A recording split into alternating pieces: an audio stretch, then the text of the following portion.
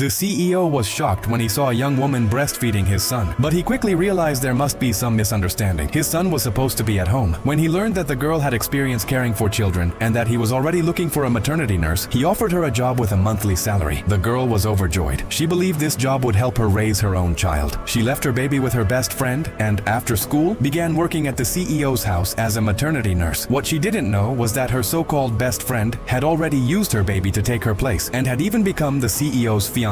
When the friend saw that the new maternity nurse was actually the girl, she panicked and immediately tried to send her away, insisting they no longer needed a nurse. The CEO found her behavior strange but couldn't understand why. Just then, the baby started crying uncontrollably. The friend couldn't calm him down, so the CEO asked the girl to try. The moment she held the baby, he instantly quieted down. The CEO was impressed and recognized her natural ability. He told her she could start living and working there from that day forward. The friend objected right away, saying the girl looked like a college student and wasn't qualified. The girl explained that she had already given birth to a son who was currently with her friend. To prove it, she called her, but before the friend could stop her, the phone started ringing nearby. The girl immediately grew suspicious. The friend lied, saying it was an insurance call, and quickly hung up. The CEO noticed she had been avoiding people all day and asked what was wrong. She claimed she had a facial allergy and didn't want to show her face. The girl offered a home remedy for allergies and stepped closer to check, but the friend suddenly pushed her to the ground. The CEO became angry, confused by her strange behavior. The girl suggested it might be postpartum depression, where emotions can become unstable, but the CEO still had doubts. Everything made him feel like this woman was not the same person he had met a year ago. To uncover the truth, he ordered his staff to investigate her delivery records. Meanwhile, back at school, the girl went to the cafeteria for lunch. She found that she barely had enough money for a simple vegetable dish. Seeing that she was raising a child alone, the staff kindly gave her a free meat dish. However, other students avoided her because of the smell of breast milk. She ignored them and sat down to eat. Suddenly, her uncle and aunt showed up. She was terrified. Her friend had paid them $200 to take her away so she could continue living under her identity. They had already accepted the money and planned to force her into marrying an old man in their village. At that moment, the friend also arrived, but instead of helping, she pressured the girl to go with them, promising to take care of the baby. That's when the girl finally realized her friend's true nature. She refused to leave her child, but her uncle forcibly dragged her into the car. At the same time, the CEO's investigation confirmed that his fiancée was not the baby's biological mother. He had already noticed that whenever she held the baby, he would cry, but when the girl held him, he became calm. Usually, a baby is naturally drawn to its real mother. The CEO finally understood. The girl was the child's true mother. He rushed to his car and sped toward the school, but by then the uncle and aunt had already driven off with the girl. She cried and begged, but they ignored her, determined to force her into marriage for money. Just as their car was about to leave, the CEO's car arrived at the scene. Nearby, the friend stood trembling in fear because her secret was about to be exposed.